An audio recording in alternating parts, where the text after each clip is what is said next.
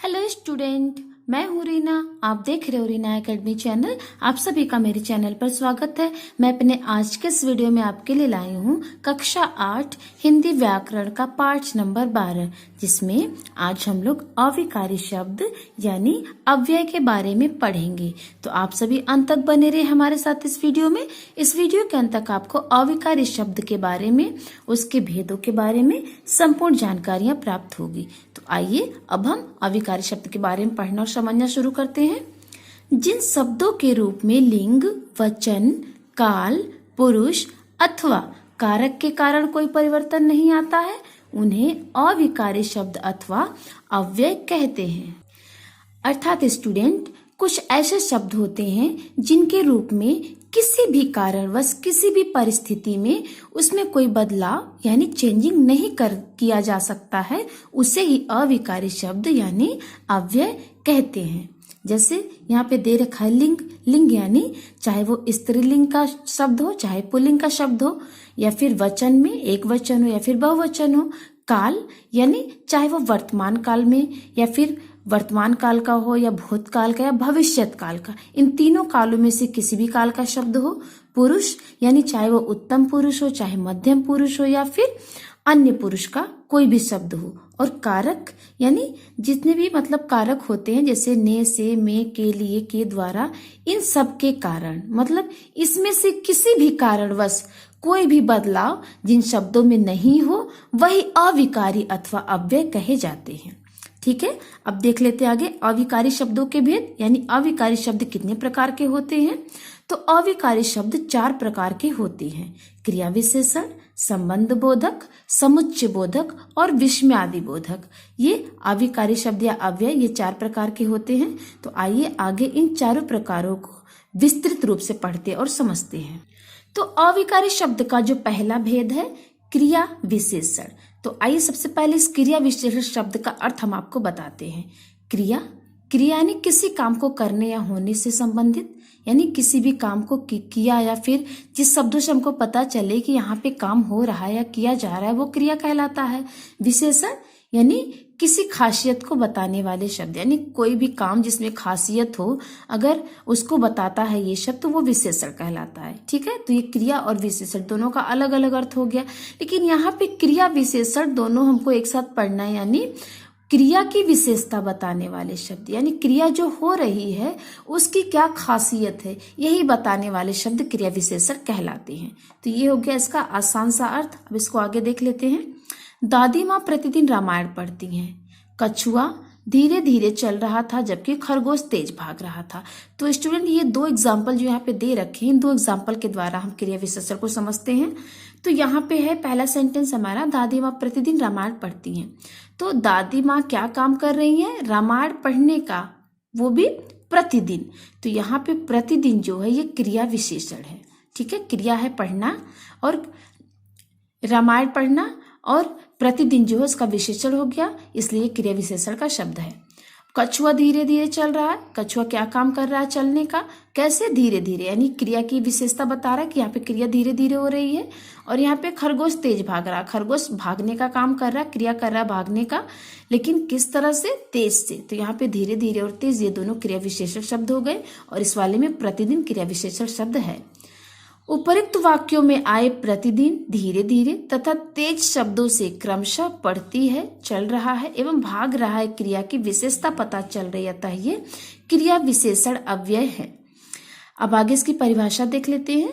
जिन शब्दों से क्रिया की विशेषता यानी खासियत प्रकट होती है या फिर पता चलती है हमें, उन्हें ही क्रिया विशेषण शब्द कहते हैं। अर्थात कुछ ऐसे शब्द होते हैं जिन शब्दों से हमें किसी भी क्रिया के बारे में उसकी खासियत पता चले, उससे ही हम क्रिया विशेषण शब्द कहते हैं। अब आगे देख लेते हैं क्रिया विशेषण के भेद, यानी क्रिया विशेषण कितने प्रकार की हो सकती है। तो यहाँ पे क्रिया विशेषण के 4 भेद दे रखे हैं: स्थानवाचक क्रिया विशेषण, कालवाचक क्रिया विशेषण, रीतिवाचक क्रिया विशेषण और परिमाणवाचक क्रिया विशेषण। तो स्टूडेंट, अव्यय या अविकारी शब्द के 4 भेदों में से हमने क्रिया विशेषण के बारे में पढ़ा। अब आगे हम क्रिया विशेषण के भेद के बारे में पढ़ते हैं। तो क्रिया विशेषण का पहला भेद है स्थानवाचक क्रिया विशेषण। तो इसके बारे में पढ़ लेते हैं। तो सबसे पहले जो ये परिभाषा जो ये शब्द है स्थानवाचक, इसके बारे में देख लेते हैं। स्थान यानी किसी भी जगह के बारे में दिया गया है। तो यहाँ पे दो उदाहरण दे रखे, इस उदाहरण के थ्रू हम इसको समझेंगे। तो हाथी इस ओर गया है, कुएं के अंदर शेर था। ठीक है बच्चों, तो यहाँ पे इस ओर और अंदर ये दोनों शब्द जो है क्रिया के स्थान की यानी जगह का बोध करा रहे हैं, इसलिए जो है ये स्थानवाचक क्रिया विशेषण है। उपयुक्त वाक्यों में इस ओर तथा अंदर शब्दों से क्रिया के स्थान यानी जगह का बोध यानी पता चल रहा है, हमको बोध हो रहा है, अतः ये स्थानवाचक क्रिया विशेषण है। हाथी इस ओर गया है, तो ये किसी भी जगह तो गया होगा हाथी, इसलिए ये स्थानवाचक क्रिया विशेषण है। कुएं के अंदर शेर था, तो ये भी तो एक जगह है, इसलिए ये भी स्थानवाचक क्रिया विशेषण का ही उदाहरण है। अब नेक्स्ट है स्थानवाचक क्रिया विशेषण की परिभाषा या डेफिनेशन। क्रिया के करने या होने के स्थान का ज्ञान कराने वाले शब्दों को स्थानवाचक क्रिया विशेषण कहते हैं। यानी क्रिया जब हो रही है, किसी के द्वारा की जा रही है, तो उस क्रिया से अगर उस क्रिया के करने के स्थान यानी जगह का ज्ञान हमको पता चले जिन शब्दों से, उसे ही हम स्थानवाचक क्रिया विशेषण कहते हैं। तो स्टूडेंट, स्थानवाचक क्रिया विशेषण भी दो प्रकार के होते हैं, दिशावाचक और स्थितिवाचक। तो दिशावाचक यानी डायरेक्शन और स्थितिवाचक यानी ठहराव, दशा या हालत। तो आइए हम देख लेते हैं दिशावाचक क्रिया विशेषण के अंतर्गत कौन कौन से शब्द आते हैं। सामने, ऊपर, नीचे, इधर उधर, चारों ओर, दाएं बाएं, आमने सामने, किधर जिधर। तो ये जो शब्द दे रखे हैं ये सभी शब्द दिशावाचक क्रिया विशेषण के शब्द हैं। अब स्थितिवाचक क्रिया विशेषण यानी स्थिति का अर्थ होता है ठहराव, दशा या फिर हालत। तो आसपास, यहाँ वहां, आर पार, सर्वत्र यानी चारों तरफ, आगे पीछे, दूर, पास, निकट, चारों ओर, मध्य यानी बीच में, अंदर, बाहर, दूर, प्रत्यक्ष यानी सामने, भीतर आदि। तो ये सभी स्थितिवाचक क्रिया विशेषण के शब्द हैं। अब नेक्स्ट हम पढ़ेंगे स्टूडेंट क्रिया विशेषण का दूसरा भेद, कालवाचक क्रिया विशेषण। तो काल मतलब होता है समय, काल का अर्थ होता है समय। तो यहाँ पे देख लेते, दो एग्जाम्पल दे रखे, इस एग्जाम्पल के थ्रू हम समझेंगे। 2 दिन से लगातार वर्षा हो रही है। दादाजी सवेरे टहलने जाते हैं। तो यहाँ पे लगातार और इस वाले उदाहरण में सवेरे, ये दोनों किसी न किसी समय के बारे में हमको बता रहे हैं। तो यहाँ पे 2 दिन से लगातार वर्षा हो रही, दादाजी सवेरे टहलने जाते हैं। तो उपयुक्त वाक्यों में लगातार तथा सवेरे शब्दों से क्रिया के होने के काल का पता चल रहा है, यानी क्रिया के होने के समय का हमको पता चल रहा है, अतः ये कालवाचक क्रिया विशेषण है।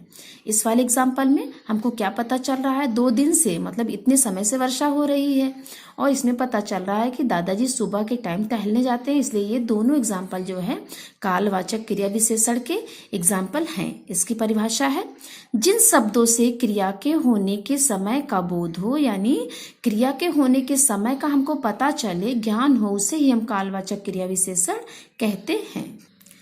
स्टूडेंट, हम लोगों ने क्रिया विशेषण के पहले भेद स्थानवाचक क्रिया विशेषण को पढ़ा, उसके 2 भेदों के बारे में दिशावाचक क्रिया विशेषण, स्थितिवाचक क्रिया विशेषण के बारे में पढ़ा।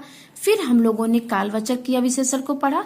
अब कालवाचक क्रिया विशेषण के भी 3 भेद होते हैं, यानी कालवाचक क्रिया विशेषण भी 3 प्रकार का होता है। पहला है काल बिंदुवाचक, दूसरा अवधिवाचक, तीसरा बारंबारतावाचक। तो काल बिंदुवाचक यानी काल मतलब होता है समय, यानी जिन शब्दों से हमको समय का एग्जैक्ट पता चले वो काल बिंदुवाचक शब्द हो जाएंगे। जैसे आज, सायं यानी शाम, सवेरे, सुबह, परसों, अब, जब, तब, कब, कल, अभी, कभी, पश्चात यानी बाद में। तो ये काल बिंदुवाचक क्रिया विशेषण शब्द हैं। दूसरा है अवधिवाचक। अवधि मतलब होता है कोई भी निर्धारित समय। वाचक क्रिया विशेषण के अंतर्गत कौन से शब्द होते हैं, लगातार, दोपहर तक, सदैव यानी हमेशा, दिन भर, आजकल, नित्य, सदा, निरंतर, हमेशा, सुबह से शाम तक। तो ये अवधिवाचक क्रिया विशेषण शब्द हैं। तीसरा है बारंबारतावाचक। बारंबारतावाचक क्रिया विशेषण शब्द के अंतर्गत कौन कौन से शब्द आएंगे, प्रायः, प्रतिदिन, हर बार, रोज, बहुधा, अक्सर, बार बार, प्रतिवर्ष आदि। तो ये सभी शब्द जो हैं बारंबारता क्रिया विशेषण शब्द के अंतर्गत आएंगे। अब नेक्स्ट है हमारा ग, रीतिवाचक क्रिया विशेषण। क्रिया विशेषण का तीसरा भेद रीतिवाचक क्रिया विशेषण है। तो सबसे पहले रीति मतलब होता क्या है? रीति का अर्थ होता है तरीका या विधि। तो रीतिवाचक क्रिया विशेषण के अंतर्गत हम पढ़ेंगे उसके तरीके या विधि के बारे में काम करने के। तो यहाँ पर दो एग्जाम्पल है, दो उदाहरण है। वह चुपचाप नेहा की बातें सुनती रही। दूसरा एग्जाम्पल है अचानक झाड़ियों से शेर निकला। तो उपरोक्त वाक्यों में चुपचाप तथा अचानक शब्दों से क्रिया के होने की रीति यानी उसके तरीके या विधि का हमको पता चल रहा है, अतः ये रीतिवाचक क्रिया विशेषण शब्द है। यानी यहाँ जो एग्जाम्पल है वह चुपचाप नेहा की बातें सुनती रही। तो यहाँ पे जो क्रिया है वो बात सुनने का है। तो वो किस तरीके से बात सुन रही थी? चुपचाप। तो यहाँ पे क्रिया की विधि या तरीका क्या है? चुपचाप। ठीक है, चुपचाप बात सुनने का। यहाँ पे अचानक झाड़ियों से शेर निकला। शेर निकला लेकिन किस तरीके से निकला? अचानक से निकला। तो ये दोनों जो एग्जाम्पल है वो रीतिवाचक क्रिया विशेषण के एग्जाम्पल। वाचक क्रिया विशेषण की परिभाषा है जिन शब्दों से क्रिया के होने की विधि अर्थात रीति या फिर तरीके का बोध यानी ज्ञान होता है, उन्हें रीतिवाचक क्रिया विशेषण कहते हैं। अब रीतिवाचक क्रिया विशेषण कितने प्रकार के होते हैं? तो स्टूडेंट रीतिवाचक क्रिया विशेषण 8 प्रकार के होते हैं। इसमें एक एक करके बारी बारी से हम देखेंगे। पहला है प्रकारवाचक। प्रकारवाचक के अंतर्गत आएंगे शब्द जैसे, तैसे, अचानक, सहसा, अकस्मात, एकाएक, धड़ाधड़, ऐसे वैसे, धीरे धीरे, ध्यानपूर्वक, सुखपूर्वक, झटपट, हाथों हाथ आदि। अब निश्चयवाचक क्रिया विशेषण है। रीतिवाचक क्रिया विशेषण का जो है प्रकार वास्तव में, निसंदेह, अवश्य, जरूर, बेशक, वस्तुतः, सचमुच, ठीक आदि। अब नेक्स्ट है अनिश्चयवाचक यानी जहाँ पे कुछ निश्चित न हो, प्रायः, कदाचित, अक्सर, बहुधा, शायद, संभवतः, संभव है आदि।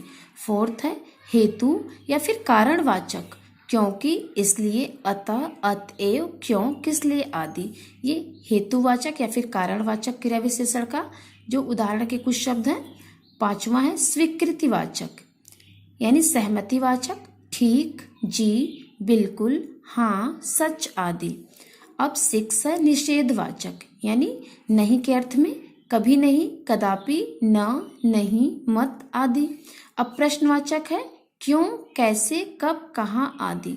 अब 8वां है कुछ अन्य रीतिवाचक क्रिया विशेषण शब्द मानो, स्वयं, यथाशक्ति, तक, ही, भर, भी आदि। तो स्टूडेंट ये थे 8 रीतिवाचक क्रिया विशेषण के प्रकार और उनके कुछ शब्द। अब घ यानी लास्ट क्रिया विशेषण का जो प्रकार है परिमाणवाचक क्रिया विशेषण। परिमाण यानी मात्रावाचक क्रिया विशेषण मतलब जिन शब्दों से हमें किसी भी वस्तु के मात्रा का पता चलता है वो उसका अर्थ होता है परिमाणवाचक। तो यहाँ पे 2 उदाहरण है। गिलहरी के पास पर्याप्त भोजन था। तो यहाँ पे हमको उसके गिलहरी के भोजन की मात्रा के बारे में पता चल रहा है। अब कल्लू पहलवान अधिक खाता है मतलब कल्लू पहलवान के खाने की मात्रा कितनी, बहुत अधिक है। तो यहाँ पे इन दोनों शब्दों से पर्याप्त और अधिक से गिलहरी के भोजन का और अधिक से जो है इसके खाने का बोध हो रहा है हमको क्रिया का, इसलिए परिमाणवाचक क्रिया विशेषण शब्द है। जिन शब्दों से क्रिया की मात्रा अथवा परिमाण का बोध होता है उन्हें परिमाणवाचक क्रिया विशेषण कहते हैं। तो परिमाणवाचक क्रिया विशेषण के भी निम्नलिखित प्रकार होते हैं। पहला है अधिकतावाचक यानी जिन शब्दों से हमको अधिक शब्द का पता चलता है जैसे अधिक, खूब, ज्यादा, अत्यंत, अति। तो ये सब अधिकतावाचक क्रिया विशेषण के अंतर्गत आने वाले शब्द हैं। न्यूनतावाचक, न्यून मतलब होता है कम, तो न्यूनतावाचक शब्द है थोड़ा, कम, जरा, कुछ, तनिक आदि। पर्याप्तवाचक शब्द है पर्याप्त और काफी। तुलनावाचक, तुलना यानी एक दूसरे में मतलब एक दो वस्तुओं के बीच में तुलना करना। इतना, उतना, जितना, कितना, थोड़ा सा, अधिक आदि ये तुलनावाचक शब्द है। श्रेणीवाचक, क्रम से, बारी बारी, थोड़ा थोड़ा आदि। तो ये सभी परिमाणवाचक क्रिया विशेषण के प्रकार और उनके अंतर्गत आने वाले कुछ शब्द हैं। तो स्टूडेंट इस वीडियो में बस इतना ही। इस वीडियो में हमने क्रिया विशेषण और क्रिया विशेषण के चारों भेद और उन चारों भेदों के उपभेदों के बारे में हमने पढ़ा और समझा। तो स्टूडेंट मिलते हैं हम आपसे अपने अगले वीडियो में, तब तक के लिए धन्यवाद।